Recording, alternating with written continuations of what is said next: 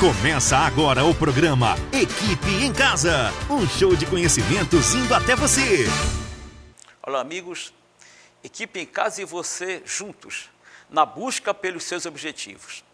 No primeiro módulo de hoje, língua portuguesa com a professora Michele. Olá, eu sou a professora Michele Sá, de língua portuguesa. Nas aulas passadas, nós aprendemos sobre os termos essenciais da oração, o sujeito e o predicado. Também aprendemos sobre os termos integrantes, que são aqueles que integram o sentido da oração, complementam também o sentido da oração. E hoje nós vamos aprender sobre os termos acessórios da minha oração. O adjunto adnominal, adjunto adverbial e também vamos falar sobre o complemento nominal. O que são os termos acessórios? Nós temos outros, hoje a gente vai aprender só a primeira parte, teremos outras aulas falando sobre aposto, vocativo, enfim. O que são os termos acessórios? Eles não são obrigatórios na minha oração, mas eles aparecem por quê? Para trazer mais informações. Quais são os que nós vamos ver hoje? Adjunto adverbial, adjunto adnominal e o complemento nominal. Vamos lá ver o primeiro? O primeiro eu tenho o quê? O adjunto adverbial.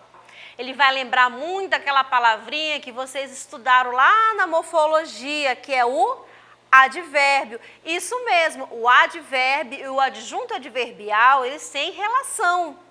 A morfologia, eu tenho o advérbio e na sintaxe eu tenho o adjunto adverbial. Todos os dois, eles vão trazer o quê? Circunstâncias do verbo. Sendo que na morfologia, o advérbio, ele vai modificar o verbo, ele pode modificar o adjetivo ou até mesmo o próprio advérbio. Já lá na sintaxe, o meu advérbio, o meu adjunto adverbial, que agora vai ser chamado, ele vai indicar o quê? A circunstância do verbo. Então vamos ver lá. Hoje estudei muito no canal do Colégio Equipe. Lembra que o primeiro passo que nós devemos fazer quando temos uma oração é identificar o verbo. Então, na oração, hoje estudei muito no canal do Colégio Equipe, o meu verbo é estudei. Muito bem, se eu identifiquei o verbo, eu tenho que já pensar quem é o meu sujeito e quem é o meu predicado. Então, vamos lá na frase. Estudei. Quando foi que eu estudei? Hoje. Hoje está indicando o tempo que eu estudei. Então, aí eu tenho um adjunto adverbial de tempo, porque está modificando o verbo estudar. Eu estudei muito, estudei pouco, não estudei nada, estudei muito. Também está modificando o meu verbo estudar. Por quê? Porque está dando a intensidade do meu estudo. Hoje, adjunto adverbial de tempo, estudei muito, adjunto adverbial de intensidade. No canal do Colégio Equipe. Olha só, eu estudei em qualquer lugar? Não, eu estudei no lugar específico. Qual é o melhor lugar? No canal do Colégio Equipe. Adjunto adverbial de lugar. Muito bem? Então, toda vez que eu tiver uma oração e ela está me indicando uma circunstância em relação ao verbo, o nome vai ser adjunto adverbial. De tempo, de lugar, de modo, de circunstância, negação. Não preciso decorar, eu só tenho que entender qual é o sentido que aquele termo está dando. Vamos lá para o segundo. O segundo é o adjunto adnominal. Vamos ver lá. O que é um adjunto adnominal? É o termo que se refere ao núcleo de um elemento. Pode ser do sujeito, pode ser do objeto. Por isso que era tão importante a gente ir lá rever as aulinhas anteriores dos termos essenciais, dos termos integrantes. Então vamos ver. As crianças teimosas comeram um bolo rápido. Verbo, comeram. Quem comeu o bolo rápido? pergunta antes do verbo, relembrando, eu encontro sujeito. As crianças teimosas é o meu sujeito. Tudo que eu declaro do sujeito é o meu predicado. Perfeito. Então vamos ver esse sujeito, as crianças teimosas. Aí eu tenho, quem é o núcleo do sujeito? Eu não lembro, professora, o que é o núcleo do sujeito. É a palavra mais importante do sujeito. Quem é que comeu? Foi o as? Foi teimosas ou foi as crianças? Crianças. Então, núcleo do sujeito, a palavra mais importante. Tudo que sobrar ali do meu sujeito, eu vou dizer que ele é o adjunto adnominal, porque ele está junto ao nome. Vamos lá. As crianças teimosas, as, adjunta adnominal. Teimosas, adjunta adnominal. Porque eles estão ali dentro do sujeito, complementando ali o meu núcleo do sujeito. Adjunta adnominal e adjunta adnominal. Tanto as quanto teimosas, porque eles estão se referindo a esse núcleo. Então, vamos lá para o restante da nossa oração. As crianças teimosas comeram o bolo rápido. As crianças teimosas comeram o quê? O bolo. Pergunta, depois do verbo, eu encontro objeto. Se na minha pergunta eu não tenho preposição, eu encontro objeto direto. As crianças teimosas comeram o quê? O bolo, objeto direto. Como foi que ela comeu esse bolo? Rápido. Então, vamos lá analisar. O bolo é o meu objeto direto, tá? Bolo é o núcleo do objeto direto, é a palavra mais importante do meu objeto direto. E tudo que está acompanhando ali o meu objeto direto, eu vou chamar de adjunto adnominal. Lembrando que o adjunto adnominal é o termo que se refere ao núcleo de um elemento, seja ele sujeito ou seja ele objeto. E, para completar, eles comeram rápido, as crianças comeram bolo rápido. Foi o modo de como elas comeram. Então, aí eu tenho um adjunto adverbial, porque é o modo como elas comeram o bolo. Tranquilo? E a última, que é o último termo acessório de hoje, nós vamos ver o complemento nominal. O que é o complemento nominal? Nós já falamos um pouquinho sobre ele. O complemento nominal é quando eu tenho um termo que vai completar o sentido de um nome. Aqui, no caso, né, um substantivo abstrato, e ele sempre vai ser iniciado por uma preposição. Lembra lá da dica que eu dei para vocês? Se eu faço a pergunta depois do verbo com preposição, eu encontro objeto indireto. Mas se eu faço a pergunta depois do nome com preposição, eu encontro complemento nominal. Vamos ao exemplo. Eu tenho medo de altura. Vamos primeiro procurar o verbo. Tenho. Quem tem medo de altura? Eu. Sujeito simples. Eu tenho o quê? Medo. Objeto direto. Está completo. Mas eu quero mais informações. Eu tenho medo de quê? Eu fiz uma pergunta para a palavra medo, que é o quê? Um substantivo. Medo de quê? De altura. Eu fiz uma pergunta depois do nome com preposição. E olha só, ele iniciou também com uma preposição. Então, hoje, nós aprendemos sobre o adjunto adnominal, adjunto adverbial e sobre o complemento nominal, tá? Vamos rever para a gente fazer o exercíciozinho. Primeira questão.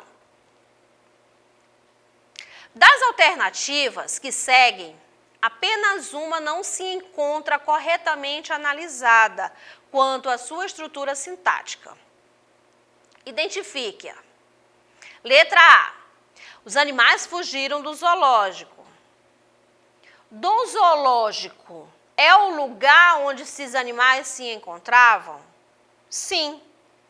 Adjunto adverbial de lugar. Está correto. Lembrando que eu quero aqui não se encontra. Circula ou não quando vocês estiverem fazendo. Letra B. Os animais do zoológico fugiram. Diferente da letra anterior, que é da letra A, zoológico aí, ele não está dizendo especificamente o local onde eles estão, como mostra na letra A. Vamos analisar sintaticamente? Os animais do zoológico fugiram. Fugir é meu verbo. Vou fazer a pergunta antes do verbo. Quem fugiu? Os animais do zoológico. Percebam que zoológico agora, ele está dentro do meu sujeito. Quem é o núcleo desse sujeito? Animais. Lembra que todos aqueles que estão ali assessorando o núcleo do sujeito, eu chamo de adjunto adnominal. Então, na letra B está correto. Neste caso, zoológico é um adjunto adnominal. Letra C. Os alunos deixaram o colégio entusiasmados. Entusiasmado é como aqueles alunos se encontravam, né? Será que é um adjunto adnominal? Ele está dentro ali ele está complementando o elemento do objeto ou do sujeito? Nesse caso, não. Ele está mostrando quem? Um modo de como os alunos se encontravam, que é entusiasmados. Tá? Então, a letra que é realmente a errada, que não se encontra corretamente analisada, aí nesse caso é a letra C. Estão tranquilos? Vamos ver as outras que estão certas, só para a gente aprender um pouquinho? A garota chegou em casa apressadamente. Apressadamente é o modo de como a garota chegou. Adjunta adverbial de modo. Letra E. O pai eufórico socorreu a criança. Socorreu é meu verbo. Faço a pergunta antes do verbo. Quem socorreu a criança? O pai eufórico, tá? Então, eufórico faz parte do meu sujeito. Quando ele está dentro do sujeito, não errem. Sempre vai ser adjunto adnominal, porque ele está complementando o núcleo aí, no caso do meu sujeito. Vamos para a segunda e última questão de hoje. O Brasil jovem está curtindo o vestibular. Os termos destacados no período acima são respectivamente. Então, eu vou ter que analisar o jovem e vou ter que analisar o vestibular. Então, vamos com calma. Vamos procurar o verbo, que sempre é a primeira coisa que nós precisamos fazer. O Brasil jovem está curtindo o vestibular. Quem é o meu verbo? Está curtindo. Vou fazer a pergunta antes do verbo. Quem está curtindo o vestibular? O Brasil jovem. Percebam que jovem está dentro do meu sujeito. Jovem é a palavra mais importante desse sujeito? Não, é Brasil. Brasil é a palavra mais importante. Brasil é o núcleo do meu sujeito. Então, esse o e esse jovem, já que está complementando ali o núcleo do meu sujeito, ele vai ser um adjunto adnominal. Vamos lá para as alternativas. Só tenho duas alternativas que começam com adjunto adnominal. Vejam que ele pede respectivamente. Então, eu já vou eliminar a letra A letra B e a letra E. Tenho a letra C e a letra D. 50% de chances para acertar e 50% de chances para errar. Vamos continuar. O Brasil jovem está curtindo. Curtindo o quê? Pergunta depois do verbo sem preposição. Eu encontro o quê? Objeto direto. Qual é a alternativa que eu tenho objeto direto? Como segunda resposta é a letra D. Então, a resposta correta é adjunto adnominal e objeto direto. E aí, vocês estão curtindo a aula? Coloquem aí nos comentários quais são as próximas aulas de língua portuguesa que vocês querem para que nós possamos garantir o seu conhecimento. O Colégio Equipe sempre está preocupado com a sua educação, mesmo que em casa. Curte o nosso canal, segue e comente bastante. Tchau, tchau! Falar bem o português, se expressar bem, já é um passo à frente. Equipe em Casa volta já.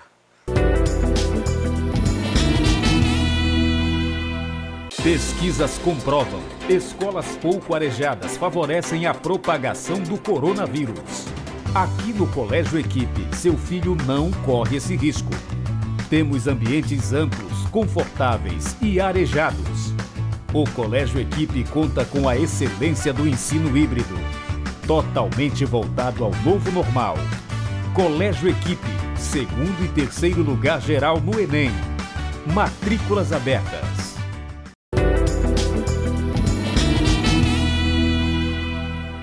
Nesse segundo bloco, História Antiga com o professor Danilo.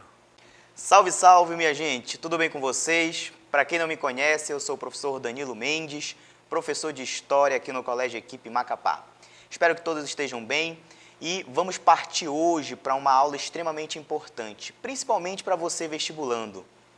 Hoje nós vamos falar de um dos temas que é muito cobrado em relação aos assuntos que caem no Enem, principalmente, que é falar sobre a Grécia Antiga, certo? A Grécia Antiga, meu povo, faz parte do que a gente chama de Antiguidade Clássica, que, como eu já falei para vocês, é um tema bastante cobrado pelo vestibular de vocês. Então, principalmente para você que está se preparando, vamos lá. Para isso, nós precisamos aqui entender inicialmente sobre como nós temos aí a formação do povo grego, como que esse povo se formou e qual é a importância deles para nós hoje. Ou seja, quais são os seus legados, quais são as suas características e, principalmente, as suas atividades culturais que vieram a influenciar a sociedade ocidental, principalmente. Então, o Enem, ele gosta de cobrar algumas questões relacionadas principalmente a essas características, a formação política, né? Lembrando que a Grécia Antiga, principalmente a cidade-estado de Atenas, é onde nós temos o berço da democracia e do conceito de cidadania, ou melhor, da ideia de cidadania, porque são conceitos que foram se modificando no decorrer do processo histórico. E aí, nós precisamos entender aqui que o povo grego, ele é formado da mescla de povos indo-europeus, que nós chamamos daqueles povos aqueus, jônios, eólios e dórios. Esse é um ponto importante para a gente partir neste assunto, porque o Enem, por exemplo, ele já cobrou algumas questões fazendo uma comparação em relação a esses povos que formaram os gregos antigos e as populações indígenas na Amazônia Antiga. Então é importante que nós possamos compreender a formação inicial desses povos. Lembrando que a Grécia Antiga, ela não é um único país, como nós conhecemos hoje, com o Estado-nação.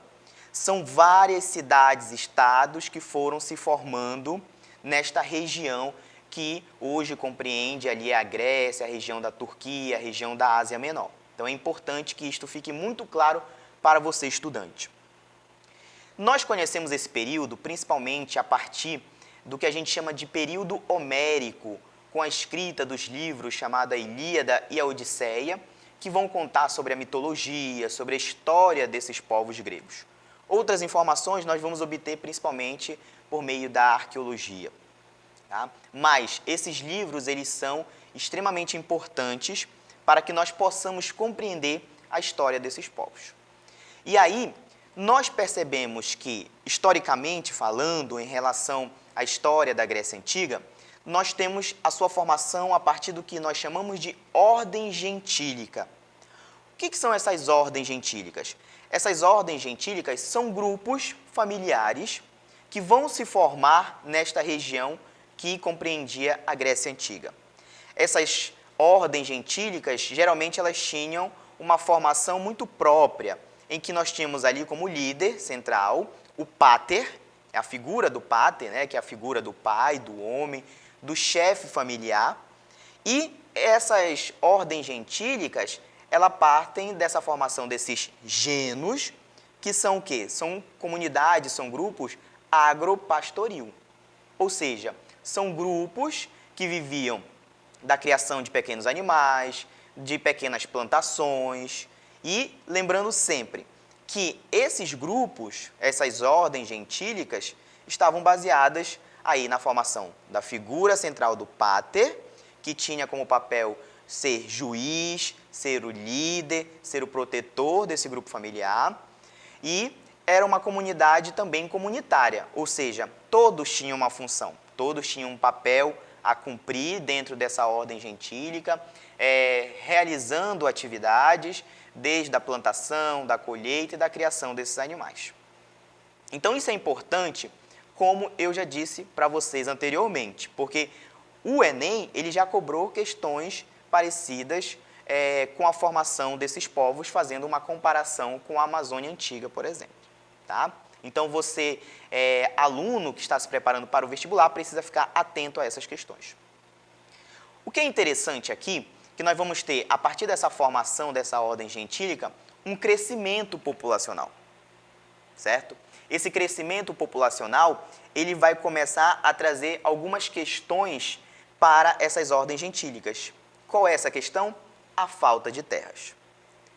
Devido a esse crescimento populacional, as terras agricultáveis, as terras que eram boas para a plantação, que eram boas para a criação desses animais, elas vão começar a entrar em declínio. Em que sentido? Nós vamos ter a falta dessas terras para abrigar todo esse grupo, essa ordem gentílica que passava a crescer cada vez mais. Com essa falta de terras, o pater, que é a figura central, que é o líder desse grupo familiar, ele vai começar uma partilha de terras. Ou seja, ele vai começar a distribuir essas terras entre essa ordem gentílica. O que é interessante aqui, porque a partir disso nós vamos ter a formação de uma aristocracia, nós vamos ter a formação de grupos subalternos e de grupos intermediários dentro dessa Grécia Antiga. Ou seja, nós vamos ter a formação de uma sociedade que vai se tornar estratificada. O que é interessante, que são 3 grupos principais que serão formados aqui. Primeiro os eupátridas, depois os georgóis e os chamados tetas. Os eupátridas é interessante que a gente entenda porque eles vão se tornar aristocracia dentro dessa Grécia Antiga. Os georgóis são aqueles que vão ficar com terras, mas que são terras medianas que serviam apenas ali para a sua própria alimentação. E os grupos chamados de tetas são aqueles que vão ficar marginalizados, ou seja, serão grupos que serão excluídos, não terão acesso à terra e futuramente eles sofrerão várias consequências por conta disso, como nós vamos perceber aqui dentro da sociedade grega. E aí, 2 cidades-estados se destacam, 2 cidades-estados que são extremamente importantes para nós compreendermos, inclusive, parte da nossa política hoje ocidental. Primeiro, a cidade-estado grega chamada Atenas. Atenas é o berço da democracia, o berço da cidadania. Atenas é onde nós encontramos os principais filósofos gregos. E aí nós temos que lembrar que esses atenienses, eles são descendentes daqueles primeiros grupos que nós vimos anteriormente, que são os jônios. Os jônios eram um grupo extremamente intelectual, voltado para a filosofia, né? Então isso vai dar uma configuração, inclusive, à própria formação do povo ateniense, que era voltado para a política, que era voltado para a democracia, que era voltado para a filosofia, para os estudos. Isso, inclusive, vai dar aí essa formação à sociedade ateniense. A principal atividade econômica dentro de Atenas está voltada para a agricultura. Ou seja, por que é a agricultura? Porque a formação dessa sociedade, ela se dá principalmente a partir da plantação de alimentos como trigo e também da criação de animais. Mas essas terras agricultáveis, nós precisamos lembrar, elas estão nas mãos de um grupo chamado eupátridas. Tá? E então, por isso que a gente vai perceber que a formação da cidade grega chamada de Atenas, ela é uma sociedade estratificada. Nós temos os eupátridas, que são os bem-nascidos, aqueles que receberam as melhores terras. Nós temos os georgós, que são pequenos agricultores. Nós temos os demiurgos, que são comerciantes. Os tetas, que eram homens livres, aqueles que não receberam absolutamente nada. e os metecos, que são os estrangeiros, e na última camada social, os escravos. Inclusive, esse é um ponto interessante para nós separarmos aqui que essa escravidão antiga, que existiu dentro da Grécia e dentro de Roma, ela é diferente da escravidão moderna, que acontece a partir do século XV e XVI, principalmente no continente africano. Nós temos uma diferença, porque essa escravidão antiga, ela não era baseada única e exclusivamente na cor da pele. Essa escravidão, ela poderia ser por dívida, essa escravidão poderia ser por uma condenação. Então, nós temos aí essa diferença entre a escravidão antiga e a escravidão moderna.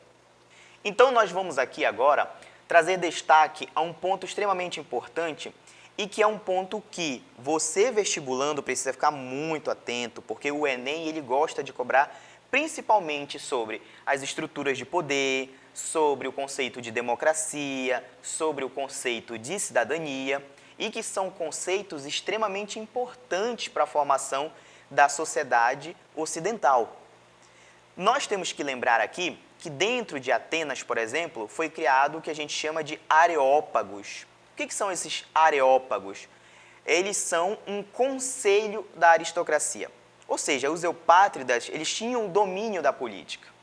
Eram eles quem controlavam a formação política dentro da cidade de Atenas. E é importante que a gente entenda isso porque nós vamos perceber que esses outros grupos, eles estavam excluídos dessa política. Nós vamos aqui entender, inclusive, sobre o conceito de cidadania e nós vamos entender que para esse grego antigo, principalmente o ateniense, o cidadão era aquele que participava da vida pública, era aquele que participava da política e era aquele que fazia parte da aristocracia. Por quê? Porque eram homens aristocratas que recebiam estudo de logística, recebiam conhecimento de astronomia, de matemática, recebiam conhecimento de oratória, principalmente. Por quê? Porque para que esse cidadão fosse um político, um participante dessa vida pública, ele tinha que ter o poder de convencimento. Ele tinha que ter a oratória, ele tinha que ter a argumentação. Então, os meninos, os garotos, por exemplo, eles eram educados para se tornarem políticos. É muito importante que vocês compreendam que essa ideia de cidadania, ela era exclusiva para esta aristocracia. A sociedade, de forma geral, ela estava excluída. Isso inclui os jovens que faziam parte de outros grupos, inclusive os próprios homens adultos que faziam parte de outros grupos. As mulheres estavam excluídas desse papel, dessa ideia de cidadania, e os estrangeiros e, claro, também os escravos.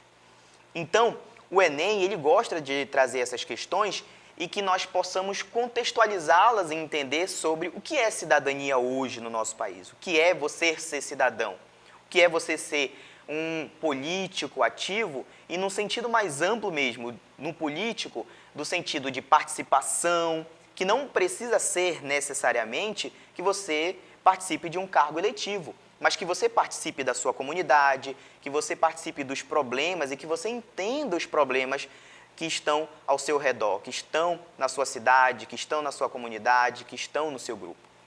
Então é importante que a gente compreenda hoje a ideia de cidadania, que basicamente está ligado, não é, à construção dos seus direitos, à garantia dos seus direitos e o cumprimento dos seus deveres. Basicamente nós podemos entender assim. Então é importante que a gente entenda esse conceito. Lembrando que nós vamos ter o que nós vamos chamar desses líderes dentro da Grécia Antiga, como o Drácon, em que ele, por exemplo, vai redigir as leis. Qual a importância de se redigir as leis? Porque elas eram orais, ou seja, baseada no que a gente chama de direito consuetudinário, em que essas leis elas eram passadas de geração para geração e quem controlava essas leis, que eram ditas de forma oral, obviamente, era a classe dos eupátridas, era a aristocracia. Ou seja, a população, de forma geral, ela não tinha conhecimento dessas leis. E aí nós entendemos a importância de nós termos hoje escrito, a importância de nós termos um documento, uma constituição, em que ela garante os nossos direitos, em que ela estabelece os nossos deveres, em que ela estabelece a organização do Estado brasileiro. para que todos possam ter acesso aos seus direitos e para que todos possam conhecer os seus deveres. Nós vamos ter um outro legislador chamado Solon, que ele vai abolir a escravidão por dívidas. Isso é muito importante, porque isso diminui, por exemplo, a atividade da escravidão dentro da Grécia Antiga. Nós vamos ter a redistribuição de terras, que é extremamente importante para que essa população possa ter acesso a terras agricultáveis. E nós vamos ter a criação do chamado Conselho dos 400, em que nós podemos fazer uma comparação hoje ao que nós temos como o Congresso Nacional. Hoje nós temos a representatividade pelo que a gente chama de democracia indireta, não é? Lembrando que esse conceito de democracia ele foi criado pelos gregos também, e o Conselho dos 400, fazendo uma breve comparação, ele pode ser entendido como o Congresso Nacional, onde nós temos a eleição, nós temos a representatividade dos deputados federais hoje. Ou seja, esse grupo representa a população de forma geral. Nós vamos ter um outro legislador, que é o chamado Pisístrato. Ele vai resolver um grave problema dentro de Atenas, que é a questão da guerra civil, instalando o que a gente chama de tirania. Tirania também é um conceito importante, porque para os gregos a tirania ela era necessária em alguns momentos. Qual era o papel da tirania? Era de resolver problemas, como é o caso da guerra civil que aconteceu dentro de Atenas. Hoje nós compreendemos tirania como algo sendo ruim, não é? Quando nós temos um líder tirano, aí a gente acaba ligando a ideia de tirania a um ditador também, com uma pessoa ruim que retira direitos, não é isso? Que ataca a população. Mas a ideia de tirania para os gregos era algo salutar, era algo benéfico para resolver esses problemas emergenciais. Inclusive tendo um tempo para que esse governante ficasse no poder. Nós também temos outro legislador que é extremamente importante, que é o Clístenes. O Clístenes ele dividiu a cidade em várias tribos, ele vai construir uma outra assembleia que é chamada de eclésia e também vai trazer essas chamadas assembleias populares. Ou seja, o Clístenes ele amplia a política para outros grupos que antes estavam excluídos. E isso é muito importante para a participação política, para a participação da população, que era voltado nesse sentido, em que você só poderia ser um cidadão se você participasse da vida pública, se você participasse da política. Aqui é interessante porque o Clístenes ele vai criar um sistema para combater a corrupção, que é o chamado ostracismo. O ostracismo ele estabelecia a expulsão desse cidadão, desse político, da própria política ateniense, caso ele fosse acusado de corrupção, caso ele cometesse crimes contra a vida pública. Então, isso é muito importante porque hoje, por exemplo, no Brasil, nós temos a Lei Complementar de 64 de 1990, em que ela estabelece esse ostracismo, em que ela estabelece a expulsão por 8 anos, caso esse político tenha cometido crimes políticos, principalmente voltados aí para o setor público. Então, isso é muito importante que a gente faça, inclusive, essa contextualização e essa comparação. E aí nós chegamos ao conceito de democracia, em que essa democracia, é importante que a gente entenda, que ela estava voltada somente para estes cidadãos. Ou seja, é o que a gente chama de democracia direta, em que cada cidadão, ele mesmo votava, ele mesmo participava, ele mesmo legislava de acordo com, por exemplo, a atividade na Ágora, que era a grande praça pública, onde esses cidadãos, eles participavam dessa atividade política, em que cada um se representava. Então, é o que a gente chama de democracia direta.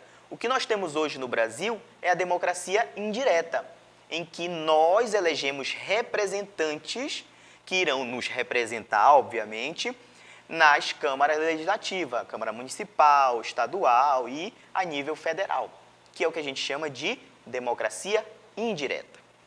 E aí nós vamos ter um último legislador chamado de Péricles, em que ele vai trazer a remuneração para os jurados.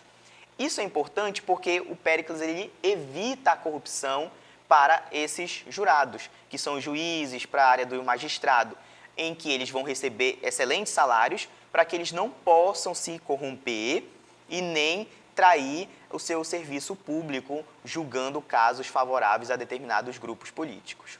Então a gente percebe aqui que Esses conceitos de democracia, cidadania, de ostracismo e principalmente a política ateniense são conceitos extremamente importantes para que nós possamos compreender a política não só do Brasil, mas de toda a sociedade ocidental. Certo? Então nós terminamos por aqui. Muito obrigado por hoje. Valeu, tchau, tchau e até a próxima. Grécia, berço da democracia, berço das leis. Não saia daí. Equipe em Casa volta já.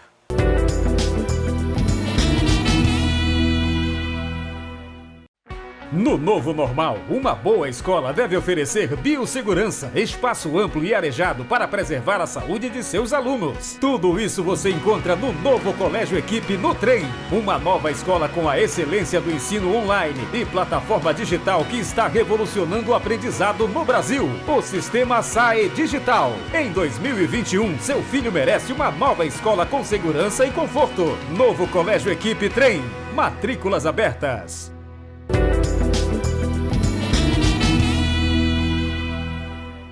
Nesse terceiro bloco, Química Inorgânica, com o professor Igor.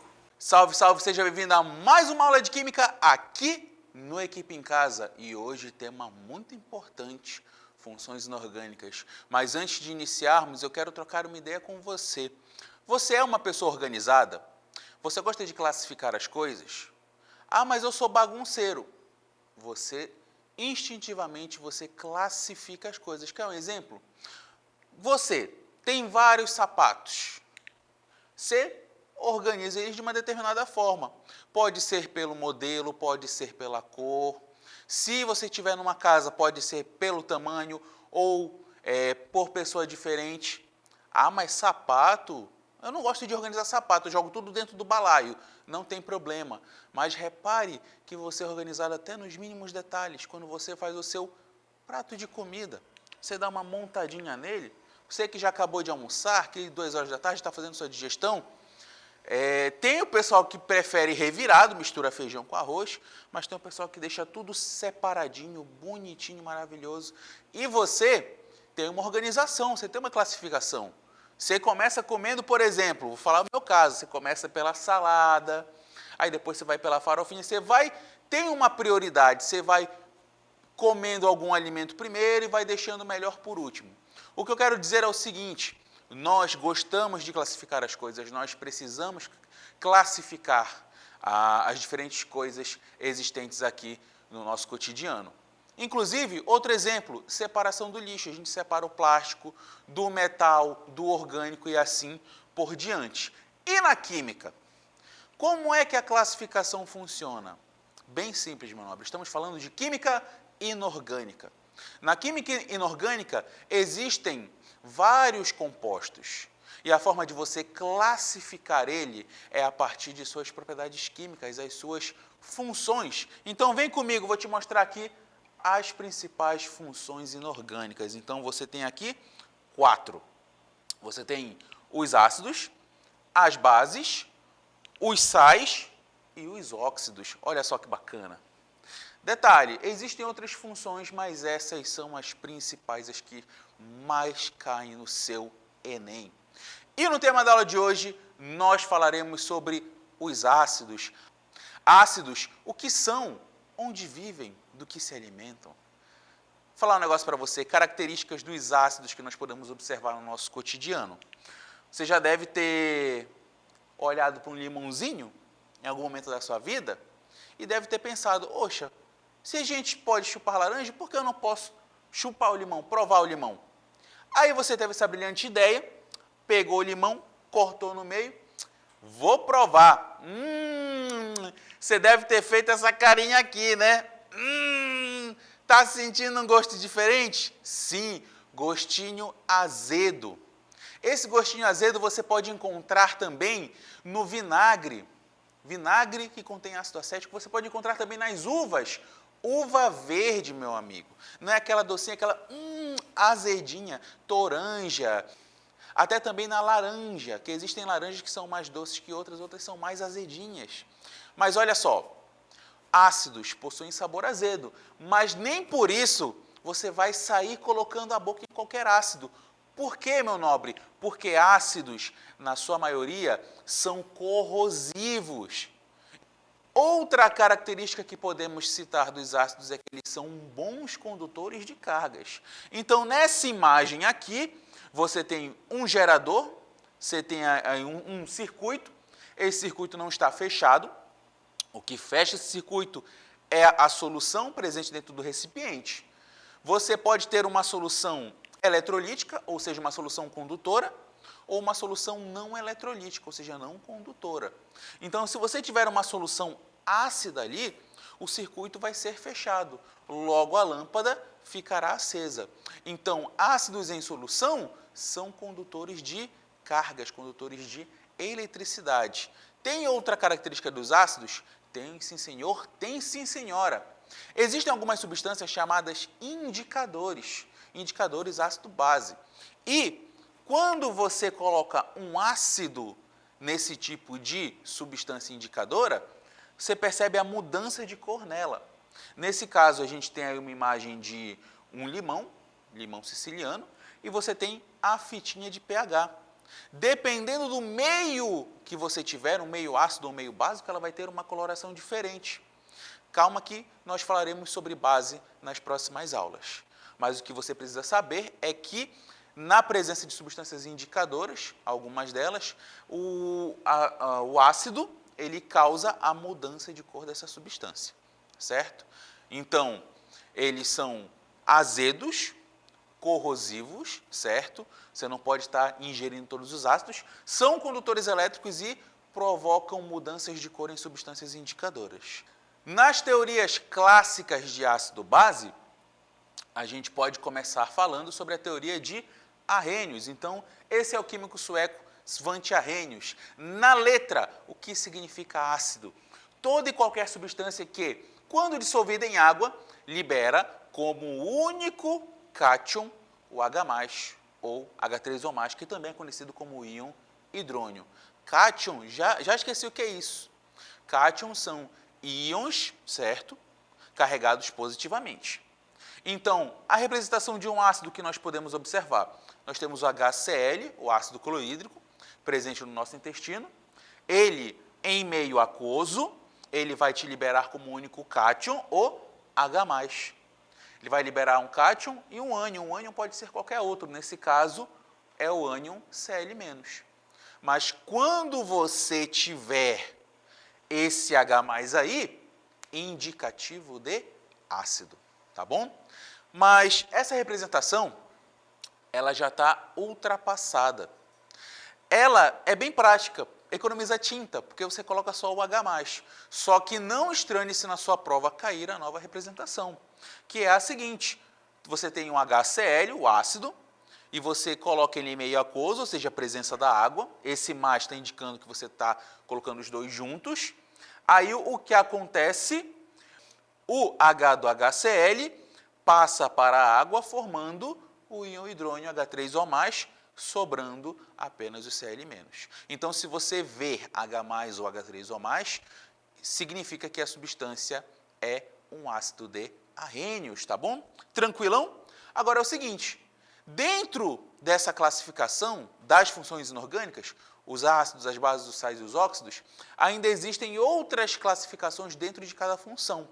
Então, pega a visão comigo aqui, classificação dos ácidos. São 4 pontos que você tem que prestar atenção. O primeiro deles diz quanto à presença ou ausência do oxigênio. Então, você pode ter os hidrácidos ou os oxiácidos. Hidrácido não possui oxigênio.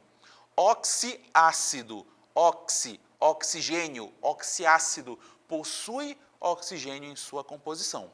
Quer exemplo? Olha aí, nós temos o HCl, nós temos o HI e nós temos o H2S. Ácido clorídrico, ácido iodídrico, ácido sulfídrico. Agora, nos oxiácidos, nós temos H2SO4. Opa, tem oxigênio. Ácido sulfúrico. Nós temos o HNO3, ácido nítrico. Deu para pegar bem a diferença? Não tem oxigênio hidrácido, tem oxigênio oxiácido. Repara numa coisa, todas essas substâncias iniciam com H na frente. Então, esse pode ser outro indicativo para te ajudar na prova, que você está vendo um ácido. Mas o que garante isso mesmo é a liberação do H+, tá certo? Muito cuidado, estou falando de química inorgânica, certo? Química inorgânica. Agora, outra classificação para os ácidos é quanto ao número de hidrogênios ionizáveis, ou seja, quantos hidrogênios esse camarada vai liberar em solução aquosa. Então, a gente pode classificar como um monoácido ou um ácido monoprótico, mono 1. Então, quer dizer que ele me libera apenas um H+. Nesse caso, nós temos o HCl e o HNO3. Se você fizer a ionização desses ácidos, do HCl você vai ter H+, mais Cl-. Do HNO3, você vai ter H+, e você vai ter NO3-, tá bom? Ah, mas como é que eu sei como é que essa separação vai funcionar? Quebra no hidrogênio, o hidrogênio sempre vai ser H+, nesse contexto, e tudo que sobrou, você vai atribuir uma carga oposta de mesmo valor. Ah, beleza, se é só um H+, tudo que sobrar, menos. Você pode ter um diácido ou ácido diprótico, nesse caso nós temos o H2SO4 e o H2S. Repare, você tem 2 hidrogênios, certo? Então, quando você realizar a separação, a ionização, você vai ter 2H+, ou 2H3O+, certo? E tudo que sobrou, 2-. Não esqueça, você não pode pegar e falar, se tem H2, ele vai liberar H2+. Não faça isso. Lavoisier se revira no túmulo, tá bom? Você coloca 2 na frente, H+. Você pode ter um triácido ou um ácido triprótico, quando ele libera 3 hidrogênios ionizáveis. Então, H3BO3, ele vai liberar 3H+, tudo que sobrou, BO3, 3-. Tranquilo? Acima disso, você tem os tetrácidos ou poliácidos, só que esses são incomuns de aparecer na sua prova. Você tem o H4P2O7. Meu Deus, está muito grande, são muitos átomos. Calma.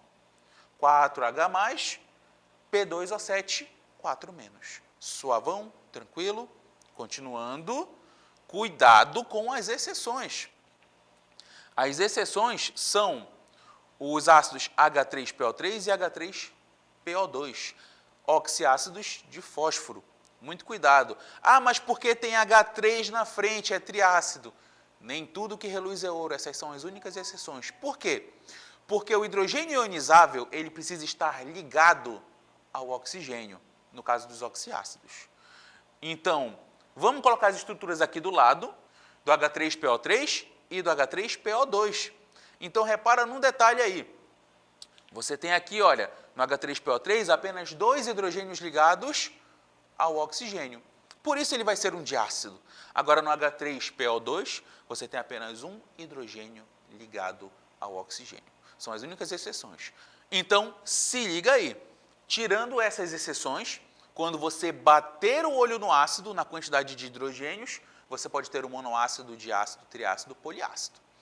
Menos desses casos aí, tá bom? Então, quando você ver o fósforo P, você já fica ligado. Próxima classificação, quanto ao grau de ionização. Grau de ionização? O que é isso? O que é isso, professor? Lembra no começo que eu falei que ácidos são bons condutores de cargas? Bons condutores elétricos? Então, nesse exemplo aí, nós temos a lâmpada acesa, certo? Só que, se eu tiver um ácido fraquinho, a luminosidade da minha lâmpada será fraquinha. Quanto mais forte for meu ácido, mais íons estarão ali ajudando a conduzir as cargas. Então, quanto mais forte o ácido, mais intensa essa lâmpada vai ficar. Ah, beleza. Mas como é que eu vou saber se o ácido é forte ou fraco? Simples. Pelo grau de ionização. Ou seja, você dissolve um número de moléculas e dessas moléculas, algumas serão ionizadas, ou seja, algumas formarão íons. Só que, nossa, Igão, conta uma hora dessa? Assim fica muito complicado, né? Calma, eu estou aqui para simplificar para você. Você pode se aprofundar nisso, só que eu vou te passar a visão, meu nobre. Tem alguns ácidos que você já bate o olho, faz o cara crachar e tu já sabe se o cara vai ser forte, fraco ou moderado. E é isso que eu venho trazer para você hoje. Então, quando você tem um hidrácido, pega a visão comigo. Teu hidrácido, ele vai ser forte se ele tiver cloro, bromo ou iodo. Tá bom? Igão, tem alguma coisa para fazer eu lembrar dessa sequência, cloro, bromo e iodo? Pensa comigo. Cloro, clube, BR, brasileiro e invicto. Clube brasileiro invicto. Se o clube brasileiro está invicto, ele é forte. Então, se você tiver um desses hidrácidos, saiba que ele é forte. Agora, se você tiver o HF, o ácido com flúor, se você for Flamengo, você pensa nesse F como se fosse o Fluminense, moderado. Agora, se você que está assistindo aí torce para o Fluminense, você pode pensar que esse F é o Flamengo. Fica a critério do freguês. O importante é você não deixar passar esse detalhe que o ácido fluorídrico ele é moderado. Nem tão forte quanto os que nós vimos e nem tão fraco quanto os demais. Se não for nenhum desses 4 hidrácidos, pode ter certeza que ele será fraco. Exemplo, H2S ou HCN, que é o ácido cianídrico. Se não for nenhum desses aí de cima, vai ser um ácido fraco, certo? Agora eu falei dos hidrácidos e os oxiácidos. Pega a visão, vem comigo. No oxiácido, nós temos oxigênios, correto? Por isso que são oxiácidos. Então, uma dica para você verificar a força de um oxiácido é você pegar a quantidade de oxigênios desse ácido e você subtrai pela quantidade de hidrogênios ionizáveis, ou seja, dos hidrogênios que serão liberados em solução. Então, a gente pode ter os seguintes valores. A gente pode ter 2 ou mais, indica que o ácido é forte, 1, o ácido é moderado, e 0, o ácido é fraco. Exemplo, HClO4. Então, você tem 4 oxigênios. Você tem apenas um hidrogênio que será ionizável. Então, você tem 4 oxigênios menos 1 hidrogênio. O valor daí, 4 menos 1, 3. Opa, de 2 para cima o ácido é forte. Então, HClO4 é forte. Agora você tem H2SO4, ácido sulfúrico, arroz de festa em prova. 4 oxigênios em sua composição, menos 2 hidrogênios ionizáveis. 4 menos 2, 2. Opa, se 0 é fraco, 1 é moderado, 2 para cima é forte. Então, o ácido sulfúrico é forte. Tá certo, meu nobre? Não esquece, pega o número de oxigênios, subtrai pelo número de hidrogênios ionizáveis e você terá a força do seu oxiácido. Outro exemplo aí, HNO2, 2 oxigênios menos 1 hidrogênio, 1. Então, o HNO2 é um ácido moderado.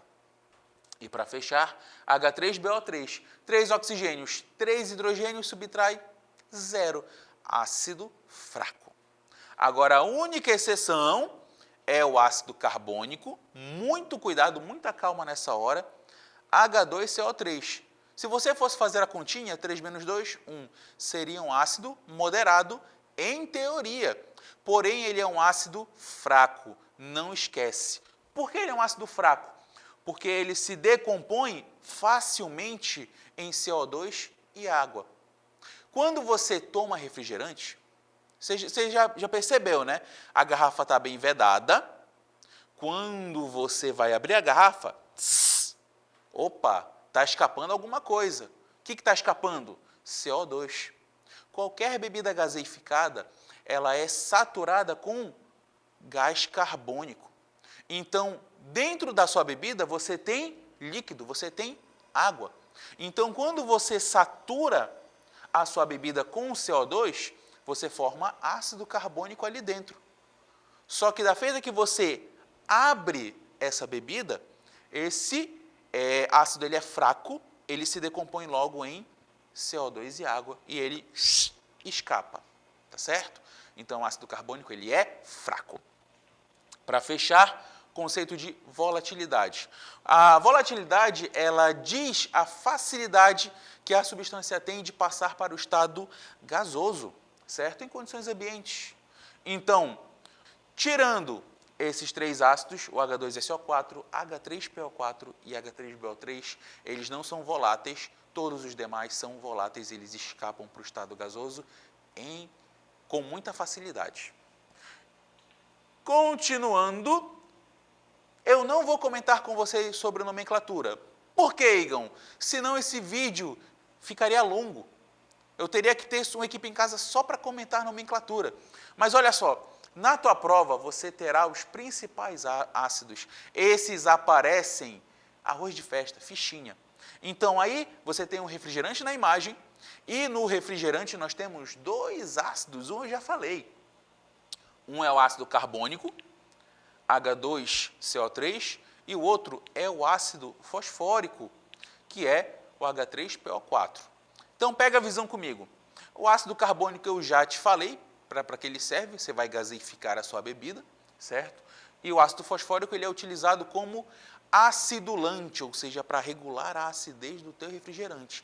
E também para mascarar o açúcar, meu nobre. Você já tomou refrigerante, já experimentou derrubar refrigerante sem querer em cima da mesa? Aquele copinho do refrigerante vermelho, derruba um pouquinho em cima da mesa. Chove de formiga porque é muito doce.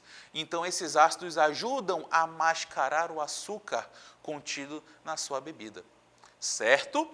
Nós temos também, e aqui, olha, o nosso intestino, aqui a imagem, olha, nós temos o ácido clorídrico, também conhecido como ácido muriático. Então, o ácido clorídrico está presente aqui dentro do teu estômago para ajudar na digestão. E também esse mesmo ácido é utilizado em limpeza pesada, ácido muriático, muito cuidado, porque você viu que o HCl, ele é um ácido forte. Então, perceba padrões na nomenclatura, ácido carbônico, ácido fosfórico, começa com ácido, termina com ico, ou pode terminar com oso, ou pode terminar com hídrico. Outro ácido importante, H2SO4, o ácido sulfúrico. Para você ter uma ideia, ele é tão importante em vários processos industriais que, dependendo da quantidade de ácido sulfúrico que o país utiliza, pode dizer o quão desenvolvida é essa indústria, o quanto essa indústria trabalha, o quão industrializado é esse país. Outro lugar que você encontra o ácido sulfúrico é em solução de bateria automotiva. Lembra? Ácidos são bons condutores de cargas, de eletricidade.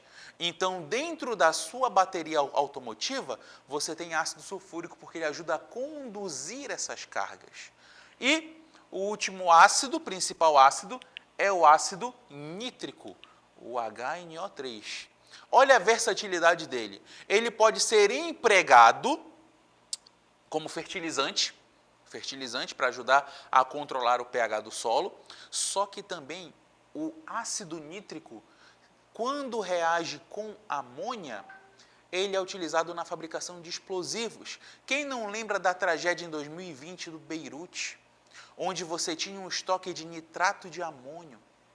O nitrato de amônio é um produto dessa reação do ácido nítrico com amônia. Então, ele pode ser utilizado tanto para agricultura, quanto para fins bélicos, meu nobre. Certo? Para fechar, eu sei que você gosta de um resumo. Ácidos, de acordo com Arrhenius, são substâncias que liberam em meio aquoso H+, ou H3O+. O ácido pode ser monoprótico, diprótico ou triprótico, tá certo? Desses ácidos, você pode ter um hidrácido, que não tem oxigênio, e o oxiácido, que contém oxigênio. Os hidrácidos fortes, Clube Brasileiro Invicto, HCl, HBr, HI e moderado, HF, e todos os demais são fracos. Nos oxiácidos, pegue o número de oxigênios, subtrai pelo número de hidrogênios ionizáveis e você vai ter os valores 0, 1, 2 para cima. 0 é fraco, 1 moderado e 2 é forte. Então, resuma aí na sua tela. E, para fechar, questãozinha de ácidos, só sucesso, vem comigo, hora de praticar. Então, vamos lá. Certo informe publicitário alerta para o fato de que, se um indivíduo tem azia ou pirose, sensação de queimação no estômago, com grande frequência, deve procurar um médico, pois pode estar ocorrendo refluxo gastroesfágico, isto é, retorno do conteúdo ácido do estômago, aquela queimação até aqui na garganta. A fórmula e o nome do ácido que provoca a pirose no estômago, rouquidão e mesmo dor torácica é. Então, nos principais ácidos, comentei com você, HCl, ácido clorídrico, ácido muriático, nome comercial. Então, a gente elimina a letra B, a letra C e a letra D. Sobrou letra A e letra E. Nomenclatura, ácido clorídrico, letra E. Resposta correta, tá bom? Mais uma questãozinha só para fechar. Questão da UFC. Calma, não é a UFC da luta. Universidade Federal do Ceará. Se bem que química é uma luta, mas não é nem para tanto. Então, olha só. Os ácidos H2SO4, H3PO4 e HClO4 são de grande importância na indústria, por exemplo, na produção de fertilizantes. Assinale a alternativa que apresenta corretamente a ordem crescente de acidez das espécies, ou seja, do ácido fraco para o mais forte. Repare, todos eles são oxiácidos. Opa, oxiácido. Então, como é que a gente verifica a força dele? Número de oxigênio menos o número de hidrogênios ionizáveis. Então, olha só. H2SO4, 4 oxigênios menos 2 hidrogênios, igual a 2. Opa, grava aí. H2SO4, valor 2. Agora, H3PO4, 4 oxigênios menos 3 hidrogênios, 1. Opa, o H3PO4 é mais fraco que o ácido sulfúrico.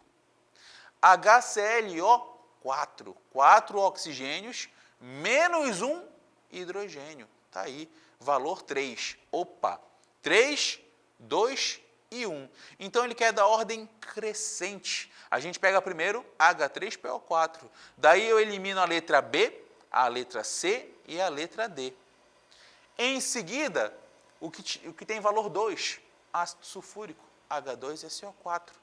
Então, opa, minha resposta correta, letra A. E o último, valor 3, HClO4, tá bom? Força de ácido. E essa foi a aula de hoje. Espero que você tenha gostado. Em caso de dúvidas, deixe seu comentário aqui, compartilhe com o pessoal esse conhecimento e a gente se vê na próxima com compostos alcalinos, as bases. Se cuida, tchau, tchau, falou! Ácidos, bases, óxidos, isso é química. Voltamos já.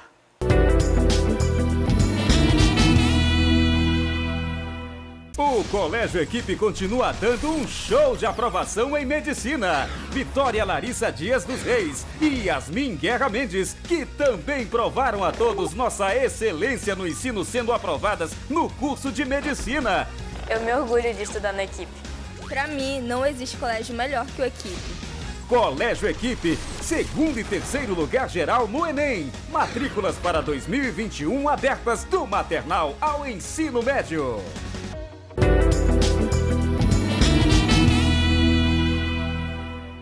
Então, amigos, nessa nossa aula de hoje, nós vamos falar de cinemática, que é um grupo de questões que sempre aparece nas provas.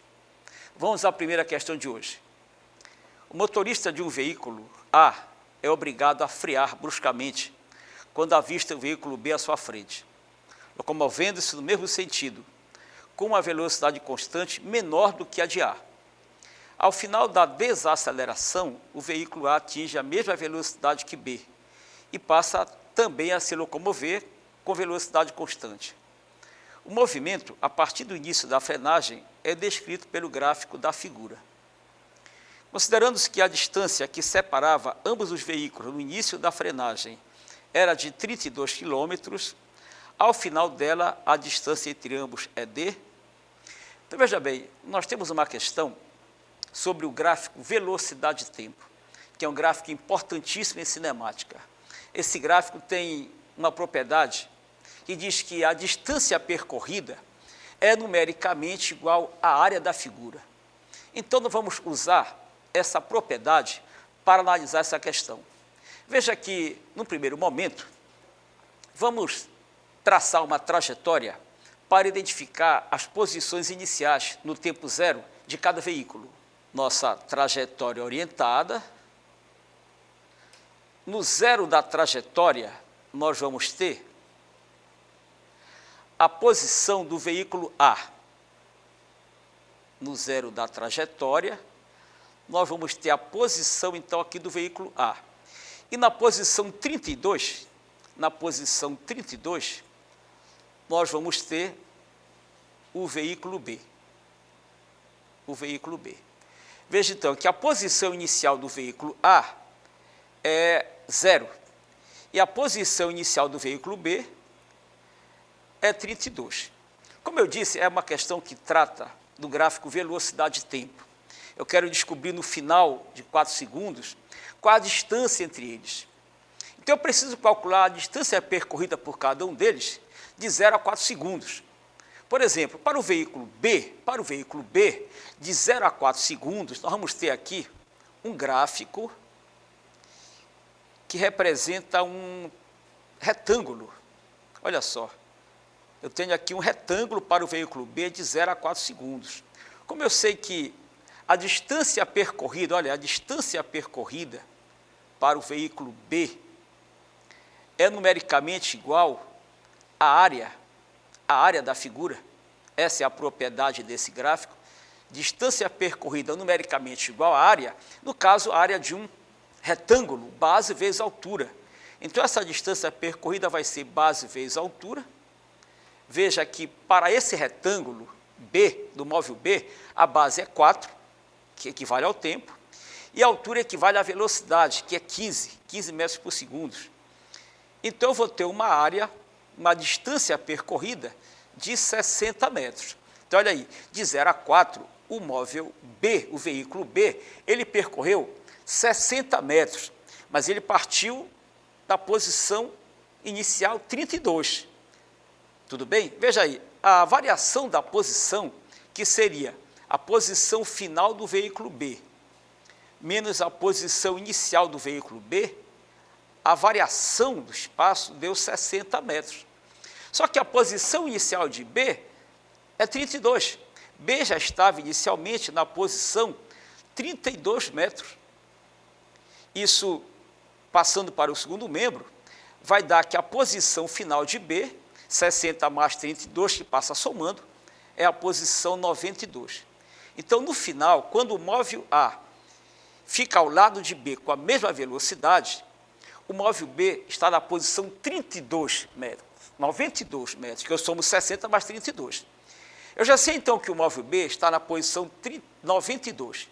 Vamos agora buscar, usando a mesma propriedade da variação do espaço, como sendo a área da figura, vamos buscar a posição final do móvel B. Mas, para isso, eu vou aplicar a propriedade, calculando aqui, pessoal, a distância percorrida pelo móvel B, móvel A, que, no caso, vai ser numericamente igual à área do trapézio. Veja que para o móvel A figura agora, pessoal, olha aí, aumenta um pouco essa área, né? E ao invés de retângulo, eu passo até agora um trapézio de base maior 30, base menor 15 e altura 4. Esse trapézio está deitado. Então, calculando a área do trapézio, que seria base maior mais base menor vezes altura sobre 2, vai dar para a gente aqui base maior 30, base menor 15, altura 4 sobre 2. Vai dar aqui 4 por 2, dá 2 vezes 30 mais 15, 45, vai dar 90 metros. A variação da posição do móvel A, a posição final, que eu quero achar, não é isso? Menos a posição inicial do móvel A, equivale a 90 metros. Lembra que o móvel A estava na origem da trajetória, na posição 0. Então, se a posição inicial do móvel A é 0, a posição final de A vai ser o mesmo 90 metros. E o que a questão pede, pessoal, é essa distância entre A e B, essa distância, olha aí, que A está na posição 92 e o B na posição 90, vai dar então para a gente uma distância entre eles de 2 metros Essa é a solução da nossa questão, onde a gente utilizou o quê, pessoal? Utilizou no gráfico velocidade-tempo a propriedade que diz que a distância percorrida é numericamente igual a quê? Numericamente igual à área da figura. Aqui é a posição de A, não é isso, pessoal? Aqui é a posição de A, a posição final de A. Então, foi uma questão assim, fácil, quando você conhece os caminhos, conhece a propriedade. Calculamos as distâncias percorridas e, no final, a distância entre eles, que deu 2 metros. Espero que você tenha entendido e que essa questão possa te ajudar para muitas outras. Tudo bem? Segunda questão de cinemática da nossa aula de hoje. Essa segunda questão, pessoal, ela também é uma questão de análise gráfica, só que agora eu não tenho uma reta, né? Eu tenho um gráfico de parábola, Eu tenho aqui um gráfico da distância pelo tempo, que é movimento uniformemente variado, e eu devo conhecer aí quais propriedades eu vou usar para resolver essa questão. Vamos a ela. Um objeto tem a sua posição em função do tempo, descrito pela parábola conforme o gráfico. Analisando esse movimento, o módulo de sua velocidade inicial em metros por segundo e de sua aceleração em metros por segundo ao quadrado são respectivamente iguais a...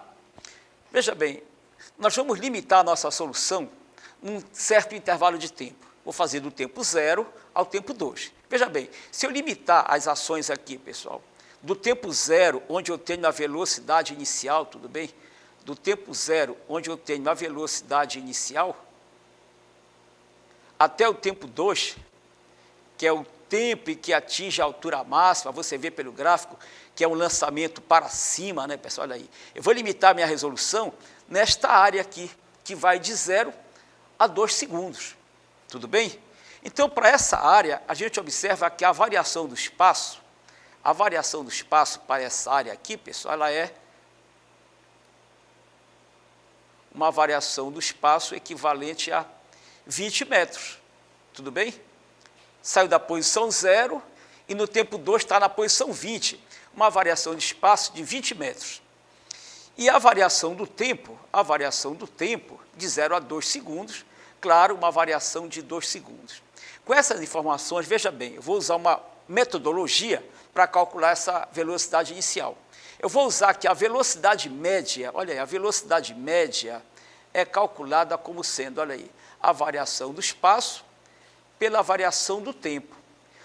Como a variação do espaço foi de 20 metros e a variação do tempo de 2 segundos, a gente vai ter uma velocidade média de 10 metros por segundo. Mas aí veio o interessante dessa questão, que no movimento uniformemente variado, a velocidade média é calculada também dessa maneira aqui, pessoal. Velocidade média é média aritmética das velocidades para o intervalo de tempo. Média aritmética das velocidades. Então, a velocidade média deu 10. Eu quero calcular a velocidade inicial. Veja que a velocidade no instante 2, lá na altura máxima, ela é 0. Na altura máxima, a velocidade é 0. Então, 0 para a velocidade final, sobre 2. E nós teremos uma velocidade inicial de 2 vezes 10, 20 metros por segundo. Eu fiz uma combinação, então, de duas fórmulas, que só pode ser usado isso aqui, pessoal, no movimento uniformemente variado. Dizer que a velocidade média é média aritmética das velocidades só vale para o movimento uniformemente variado. Combinando com a equação de velocidade média, válida para todos os movimentos, que diz que a velocidade é a variação do espaço pelo tempo. Combinando essas duas fórmulas, a gente encontra a velocidade inicial. Agora, para o cálculo da aceleração, eu vou lembrar você aqui que esse é um movimento, um lançamento para cima, com velocidade positiva, um movimento retardado, portanto, de aceleração negativa, o movimento é retardado, eu vou usar uma equação simples para achar a aceleração. A equação da velocidade no movimento uniformemente variado. A velocidade final no instante 2 é 0, a velocidade inicial é 20, a aceleração negativa e no tempo 2. Então, a aceleração vezes 2 é igual a 20, e 20 por 2, 10 metros por segundo ao quadrado. E nós, então, vamos aqui marcar a letra C de casa, né, pessoal? Velocidade inicial 20 e a aceleração 10 metros por segundo ao quadrado. É uma questão importante porque mostra para você como é que a gente pode combinar as equações de velocidade média. Então, é uma questão bacana para você levar aí para a sua trajetória, para as suas provas. Espero que você tenha entendido e vamos em frente. Na nossa terceira questão, nós temos uma situação de lançamento na vertical, tá certo?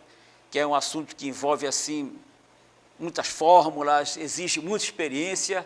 Vamos ver o que essa questão preparou para a gente. Um móvel de brinquedo, um projétil de brinquedo, é arremessado verticalmente para cima, da beira da sacada de um prédio, com uma velocidade inicial de 10 metros por segundo. O projétil sobe livremente e, ao cair, atinge a calçada do prédio com uma velocidade de módulo igual a 30 metros por segundo. Indique quanto tempo o projétil permaneceu no ar, supondo o módulo da aceleração da gravidade igual a 10 metros por segundo ao quadrado e desprezando os efeitos do atrito sobre o movimento do projétil. Pessoal, essa questão ela tem um complicador, porque ela lança o projétil da sacada de um prédio, mas não dá essa altura inicial dessa sacada. Então, é um problema que vai exigir muita atenção da gente, mas não é difícil, não. Vamos estabelecer aqui a nossa referência, tudo bem? Vamos estabelecer aqui a nossa referência para cima, não é isso? Para cima, tudo bem? Vou orientar a trajetória para cima e nós temos aqui um prédio, certo? Eu vou colocar aqui esse prédio mais ou menos nessa altura aqui, olha aí. Nessa altura aqui tem o prédio. E o projétil é lançado aqui dessa, vamos supor que a sacada do prédio está nessa posição aqui, a sacada do prédio, olha. Nesta posição eu tenho a sacada do prédio, de onde eu vou lançar esse projétil para cima. Eu vou lançar esse projétil para cima com velocidade inicial V0. Pessoal, como é que funciona o lançamento para cima? Esse móvel vai subir para sempre? Não, ele não sobe para sempre, ele vai subindo, chega na altura máxima, ele para e ele volta. Então, seria alguma coisa mais ou menos assim, é lançado para cima, com velocidade inicial, ele sobe, sobe, sobe, sobe, chega aqui na altura máxima, ele para, a velocidade aqui vai ser 0, e ele retorna para a sacada novamente. Eu vou limitar esse momento da questão de sacada para sacada. Depois eu vou fazer a física da sacada para o piso. Mas nesse momento aqui, pessoal, eu vou usar a equação da velocidade, lembrando que, de acordo com a minha trajetória orientada para cima, a minha velocidade é positiva, mas o movimento é um movimento retardado, portanto, a gravidade vai ser negativa. Usando a equação da velocidade, eu posso achar o tempo que ele leva para chegar à altura máxima, que como ele despreza os atritos, vai ser o mesmo tempo para voltar para a sacada. Tempo de subida igual tempo de descida, até a sacada. Mas eu quero o tempo total.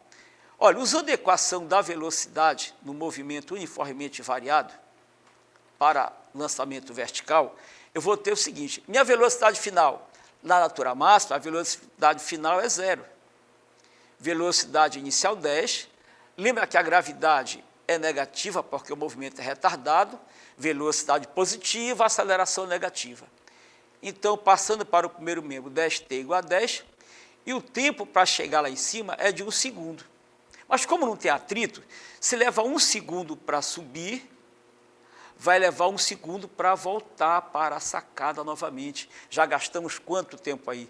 2 segundos. Mas a questão quer saber quanto tempo leva para chegar lá na calçada. Na calçada. Olha, como não tem atrito, a velocidade que ele tinha ao ser lançado para cima na sacada do prédio, vai ser a mesma que ele vai ter quando retorna para cá, mesma velocidade inicial de 10 metros por segundo. E quando ele chegar lá na calçada, ele vai ter uma velocidade final de 30 metros por segundo. Agora eu vou dizer que a velocidade é negativa contra a trajetória e que o movimento é acelerado, porque está caindo. Então a aceleração deve ter o mesmo sinal da velocidade, a gravidade negativa também. E sabe o que eu vou usar? A mesma equação da velocidade, olha aí. Velocidade final, velocidade inicial, mais aceleração da gravidade vezes tempo. Veja que agora as velocidades são negativas. Eu estou contra a orientação da trajetória. Velocidade final menos 30, velocidade inicial menos 10 e a gravidade menos 10 também. Passando o 10t positivo, o 30 vem positivo, 10t igual a 20, e esse tempo para chegar no solo, 2 segundos. Então, pessoal, o tempo total, a questão pede o tempo total. Olha aí, da sacada para cima leva 1 segundo, a volta para a sacada mais 1 segundo, porque não tem atrito, é o mesmo tempo, e da sacada para o piso, lá para a sacada, mais 2 segundos. Então, olha, 1 mais 1, 2 mais 2, 4, total de 4 segundos. Letra B de bola, né, pessoal? Uma questão muito, muito boa, mas que com conhecimento você conseguiu aí superar a dificuldade, que era o fato de não conhecer a altura inicial aí do lançamento. Questão boa, não diria aqui difícil, mas que exige muita experiência. Todas as 3 questões foram muito boas. Espero que essa aula de hoje ajude você a entender melhor cinemática. Até a próxima. Termina aqui. Equipe em Casa. Um show de conhecimentos indo até você.